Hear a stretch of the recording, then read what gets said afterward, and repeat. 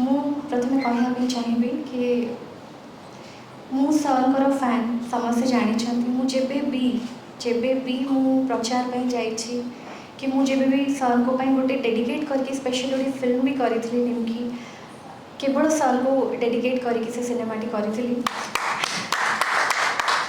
सरकर जो स्वच्छ निर्मल भावमूर्ति सरकर जो पर्सनालीटी सेटा मते सब बड़े इंस्पायर करिछि। मु सरकर गोटे बहुत बड़ फैन जेबेठू जानी सर को सेबेठू ही तांकर फैन होइछि।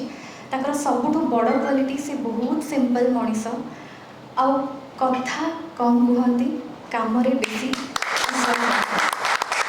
से गुणटी बहुत बड़ गुण ता छड़ा से क्या विरोध में केवे कहती और सरकर कार्य ही सब कथा कहे। तो सरकर ओडिशा में जो अवदान अच्छी ताहा अतुलनीय। सर होचती अप्रतिद्वंदी केवल मो नुहे सर समस्त आदर्श और एमती जड़े मनीष जे जड़े श्रेष्ठ मनीष जे एते स्वच्छ एते सुंदर मनीष गोटे सुंदर हृदयवान मनीष सी समस्त आदर्श होगा उचित। तेणु आज बहुत कृतज्ञता जनाऊँगी माननीय मुख्यमंत्री श्री नवीन पट्टनायक सर और आमर प्रणव प्रकाश दास सर को बहुत बहुत धन्यवाद जनइबी। वीके पांडियन सर को धन्यवाद जनइबी। विजु जनता दल सबू कर्मकर्ता विजु जनता दल परिवार को बहुत बहुत धन्यवाद जनइबी। Thank you.